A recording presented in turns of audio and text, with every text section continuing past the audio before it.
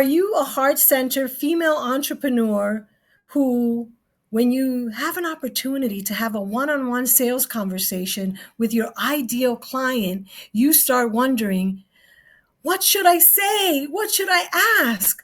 Well, if that is you, listen up because today I have an expert who's going to be telling you how to know exactly what to say in sales conversations.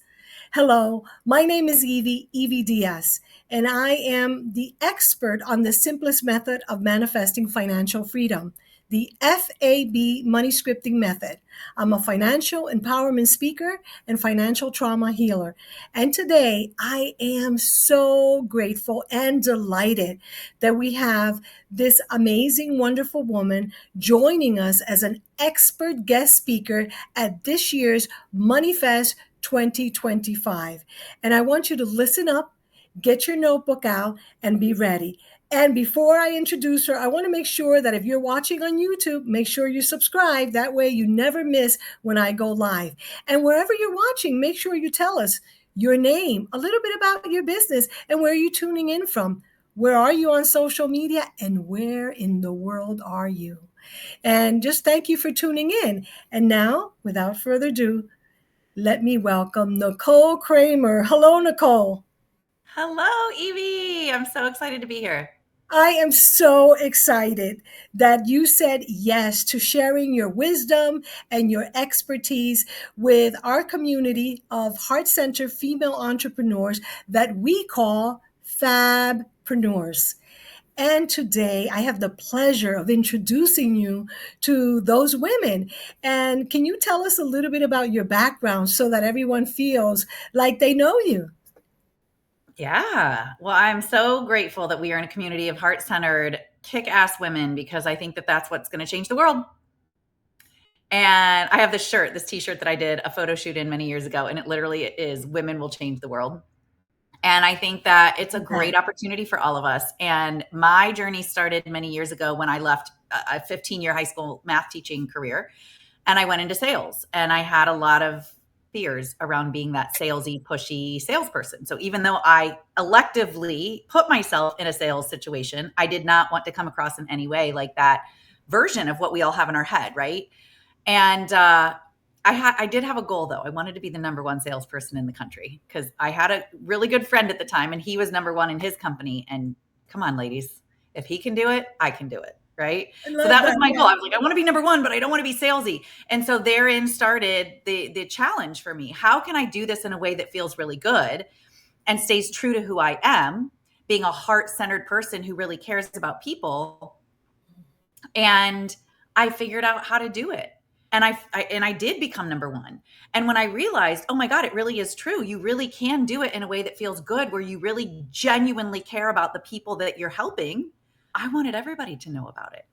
And at that time, I just started helping people within my company. I was like, hey, come on a ride along with me. And I was the number one salesperson in the country. So I had people asking me to ride along, and it was great. And I got to share everything that I knew. And the way that I saw it start to impact their results got me even more excited because I thought, well, we're on to something here. For decades and decades, everything I've known about sales and everything everybody I know felt about sales was, well, it was very male dominated. Yes. And it was very much you got to be slick. You got to know the right things to say. And I mean, listen, I'm an exactly what to say certified guide. I'm all about knowing but we can't pretend like there's a one liner or a script or all these slick things that we can say that get somebody to do what we want them to do. People still have free will at the end of the day. And when I Absolutely. discovered that what it really is us helping people make decisions, that's when I realized especially women, need to know about this, because here's why I say especially women. We're better salespeople. Ooh, wait a minute, wait a minute. Let's pause there for a second because you said three things that I'm wondering about. I Let's do go. want to have you have the conversation of why women were better at sales, but you mentioned about being certified exactly what to say. Now, tell us a little bit about that because that was my first appeal to you because I didn't know you. So I met not in person, but on a webinar from the NSA, National Speakers Association, Phil Jones. Then my friend Michelle Villalobos had him in her YouTube channel. And I just started getting all these newsletters and tips from Phil Jones and absolutely loved it. Then I know two females that are certified and licensed as a guide like you are. And I became very intrigued. So I became so intrigued, and I want you to talk about it, that I decided to contact the Phil Jones organization and ask for some suggestions of other females because the two that I know, they don't specialize in sales. So I Mhm. started looking at some videos, and I tell you, Nicole, that I loved your authenticity, your heart to heart way of really, you're an educator. So you know Mhm. how to educate and you make it like simple. Like when you talk, it makes me feel like I can do this. Look, she's like a friendly person. She's attractive, of course, physically, but I mean, she has a magnetic personality. And I said, wow, this is exactly what we need. So tell us just a little bit about the exactly what to say, why you decided to do that. And then tell us a little bit about what you have discovered in terms of how we, as heart centered female entrepreneurs, what we may fear about selling and how we're different. And then, of course, what you just said at the end, that we're Yeah. actually better at selling. Yes. Yes. So one of my favorite things to talk about, by the way. So yes, to your point, exactly what to say was a really incredible methodology, body of work that I did not know anything about. So when I became the number one salesperson in my company, it was great and it was exciting, and I did that in ways that I had put together that worked for me, right? And after 2 years in a row of being the number one salesperson, I kind of felt like I don't know if I necessarily want to go after being number one again, but what is this? What is this all about? And I thought, gosh, I really want to find a way to relate to people even better. I was already a relationship based, high touch salesperson, but I wanted to go even deeper with how I related to people and how I supported and helped people. And so at the time, I reread How to Win Friends and Influence People, as you do, one of the best books of all time, right? About how to relate to people and how to help people. And at the end of that on Audible was like, hey, if you like that book, you're probably going to like this one. And it recommended exactly what to say. And this was in 2017. And so exactly what to say had just hit Audible for the very first time. And I think at the time it was like $4.99. It was like one of those new promotional things where they were like, hey, if you like this one, read this one. And I was like, oh, exactly what to say. That sounds cool. Okay, I'll read that. And as I'm sure you know, and maybe some of the women in your audience know, it's a short, easy read. And so as soon as you read it, you're and if you listen to it on Audible like I did, Phil's got a British accent, so it's fun and easy to listen to, right? So I'm like, oh, I'm going to listen to that again. I'm going to listen to that again, and then the next thing you know, I take this. This is the company that I worked for. I worked for a company called Airmark. This was their stationery. I write down the phrases. I start studying the phrases because I'm like, wow, I was already really successful, and now this is exciting to learn a whole new level of how to communicate with influence, right? And it's not just about what you say. I know the book is called Exactly What to Say, and it's a really perfect title in many ways, but it's actually knowing what to say because of how you show up for other people. And it really aligned with my selling style, with who I was as a salesperson. And so it really put some additional talk tracks to how I was able to show up, have conversations, and influence those conversations for the better of everyone, right? And so I got the opportunity to meet Phil in 2019. He was coming to San Diego. I was living in Southern California at the time. And I was just enthralled. I was like, this is amazing. Like, I love your work. This is so great. It was so cool to meet him at the time because he was still like this major cool celebrity in my world, right? And I said, if you ever do anything with this book, with this work, count me in. And we stayed in touch. We were friends after that. And then in 2021, he said, hey, I'm gonna do something. I'm gonna do a certification. And I was like, count me in. And so from that point on, I just and like, listen, I have my own body of work. I do the work that I learned in how I became successful. Like, I teach what I know, but having this body of work along with that has been really fun because I'm able to teach people something that I love and believe in. And clearly, you know, the power of it as well, since you found your way to it. Yes. Oh, what an awesome story because I didn't know that you found the book before the certification was even out. So that's Oh kind yeah. of really cool. And Yeah. I want to go into how women we sell and why you said that we're better. Because I'll tell you, one of the reasons why this book appealed to me, first of all, one of the first speakers that I in this type of work that I really like was Dr. Cialdini. And I follow him on LinkedIn. And sometimes I've had conversations with him because I like it. Now he is from like a long time ago. Then Mhm. I had a speaker a few years ago when we had this conference for men and women. It was called the Sales Made Easy, and I had Tim, who has a book called Magic Words, which I believe initially was the name for Phil Jones. Interestingly enough, though, I had Tim's book Magic Words in my library here for a long time before I knew that I was going to meet him and that I was going to have him in one of my events. And then, of course, the rest is history because I already said, I started following Phil. And then from there, that's how I met you. Now, it's Yeah. intriguing to me that you said that we are actually, as women, and I want women to hear this, we are good at selling naturally. Well, those are my words, but go ahead and elaborate. Why do you say that? Well, I think we are better. We just don't know it yet because a lot of women have, I- I'm raising my hand here. I'm not saying a lot of women like I'm othering anyone.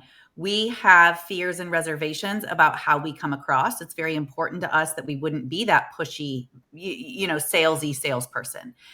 And I think many of the qualities that women inherently have are what actually make really good salespeople, right? Actually caring, listening. We know how important it is to feel seen and heard because if there's anybody who understands what it's like to not feel seen and heard, I think women have, right, have experienced that. And we understand the importance of building empathy and connecting with people and genuinely looking to help them and serve them. And we're also not in a rush. And this is very contradictory to the way a lot of people teach sales, right? It's there's what's the word that I'm looking for? An acronym, ABC. And in the sales world, it means always be closing. And I've changed it. I am all about ABC as long as it's always be connecting. I love that. Always be connected. Oh my God. I love that. Always be connecting. And that's not, listen, this is not giving anyone a pass to not ask for the business when the time is right. Right? I will absolutely always make sure that in any training that I do and anything that I'm talking about, listen, we still have to ask for the business. The difference is the way sales has always been taught, the way sales has always been executed. A, it's been by men traditionally for hundreds of years, right? Hmm. And B, the way that it is taught is not as much about slowing things down. It's about get the sale at all costs. And I think that's very salesy. I think that's about your agenda. I think that's about what you want. And in the exactly what to say world, we have four really important cornerstones. One of them is people do things for their reasons, not yours. And when we're approaching a sale because we're attached to the outcome, because we need the sale, because we've got a quota to meet, like whatever the deal is, if you're trying to get somebody to do something on your account, you are being the salesy weirdo. You are being that pushy, slimy version. And I'm not saying we can't want sales. I'm not saying that we can't ask for the business when the time is right.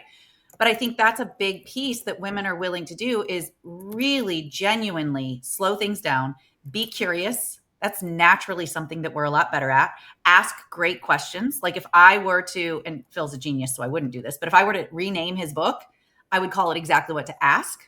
Now, he says this as well. He's like, it's really about exactly what to ask. And I think women are just great at asking questions and staying curious and genuinely showing people that we care.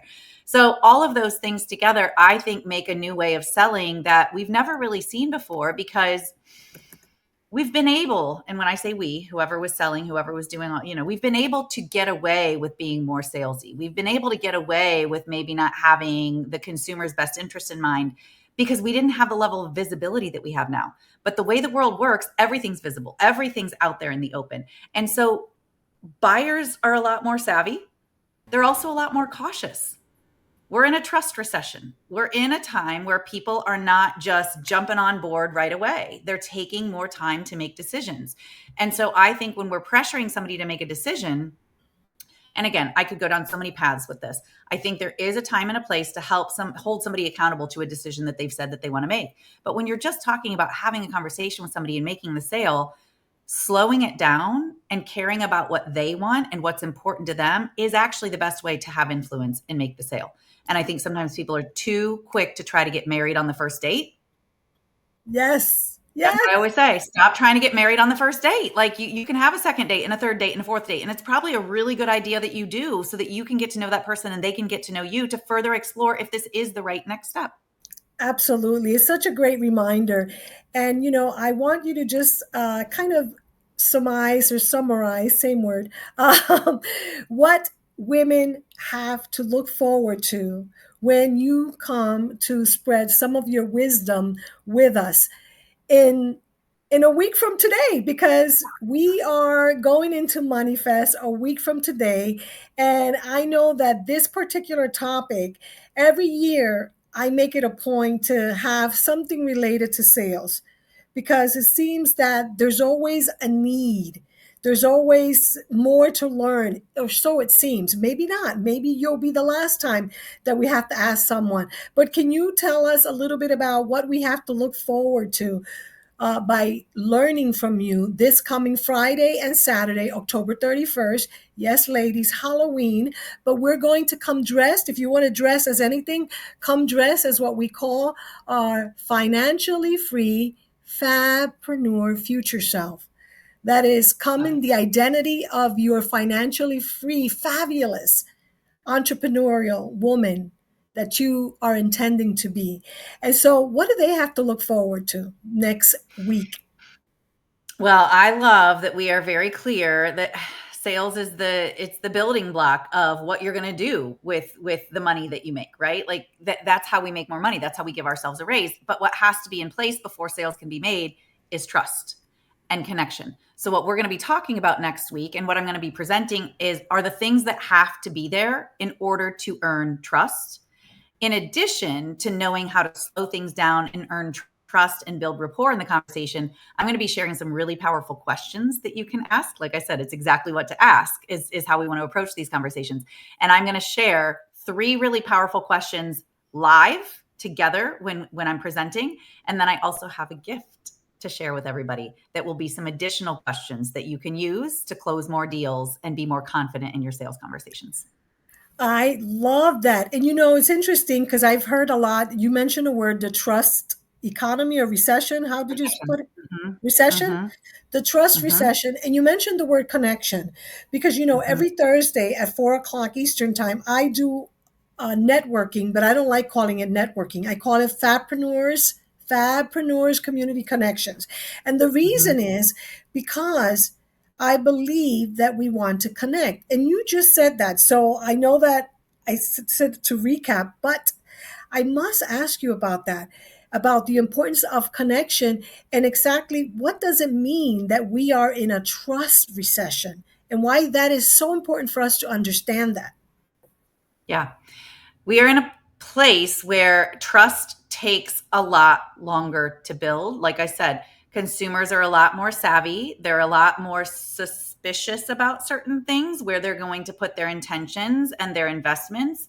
And it takes a little bit longer at this point because what we've been, I guess, accustomed to is just sell, sell, sell, and we buy. And then we maybe didn't feel like it was the right fit, or maybe, and I think what we have an opportunity to do as people who sell something that's incredible that can change somebody's life is allow them to feel like it's their decision because it is, and not make them feel the pressure and the urgency around doing something just because we want them to do it. Because at the end of the day, there's 3 different types of buyers. There's now buyers, there's soon buyers, and there's later buyers. And Ooh, I everybody like in that. this I got to put world, that in the chat. Wait a yeah, minute, everybody hold in this on, because world has you're free giving us will. pearls. Now buyers. What Yeah. was the other one? Now buyers, Uh-huh. soon buyers, Soon and later buyers buyers. Mhm. and later buyers. Oh, I like that. Okay, I'm sorry, I had to write that down. And it is, I mean, that's, if you're talking buyers, those are the 3 categories. They're either going to buy now, they're going to buy soon, or they're going to buy later. And if they're not a buyer, then they're going to buy never, right? So that's just a non-buyer. And I think what we have to remember is everybody in this world has free will. to do what they want to do. It is not actually we don't have control over when somebody is positioned to make that decision. So our real play here is to understand that our job is to build our pipeline. Our job is to connect with as many people who need what we have as possible, Mhm. and nurture and connect and build rapport, and most importantly, provide value every step of the way, so that when it is time for them to buy, they already know who they want to do it with, because we have remained front of mind from a place of service, from a place of connection, not from a place of pressure and urgency, right? From a place of truly saying, hey, come over here, wherever your thing is, whatever it is that you do, right? Whether it's online, in person, have events where you can nurture people, connect with them further, get to know them, provide value for them. And when it is time for them to buy, it's a no-brainer. You're already front of mind. They know that they already want to do it with you. Wow, you've already given us so much. Is there anything else that you want to say before I say my final words? Because I feel that, wow, 20 minutes have gone by so fast, and I feel like I have to come back and listen to the replay because I feel that you've given us so much already. Is there anything else you want to say before we end today? Do not miss next Friday, because some of the questions that I'm going to be sharing are probably going to make you feel so confident and empowered in your conversations that you are going to want to have a lot more sales conversations. That's where it's going to put you. So we're going to talk about some really powerful questions. So don't miss next Friday. And regardless whether you can come next Friday or not, the last thing I would leave you with is keep staying curious. I love that. Well, now everyone will know why I selected you. And I want to thank all the women that applied. We had over 50 women apply to speak. And I always say that I always want to bring women that I've either invested with, work with, or want to work with. In other words, that what they have is so amazing that I definitely want to learn. And that's why I want to share it. Not that everyone else didn't, but for me, the three women that I selected this year are just that. And so now you have a chance, you that are watching, to, if you have not registered, you have a chance to register today because you just heard her. And I'm going to encourage you to hit replay over and over again, because right here in this interview, Nicole Kramer has given us a lot of what I call pearls of wisdom. And you want to take notes, and you want to note that she's going to be sharing more next Friday and Saturday. And you want to make sure that you go to MoneyFest2025.com and get your ticket today, because you want to learn from her wisdom, her experience. And if you ever wanted to also be number one in sales, even if it's just for you, then guess what? She can tell you how to do it because she's done it. So make sure you go to moneyfest2025.com right now. I want to say thank you so much, Nicole. I'm even more excited now to listen to what you have to say. And maybe we'll have you back. Maybe we'll have an opportunity to have people practice this. And I'm looking forward to expanding and collaborating more. As this year we decided to do one event like we do every year, but I was just talking to my event manager that I just hired this year. And she's like, you should do more events. And I'm like, I think I should.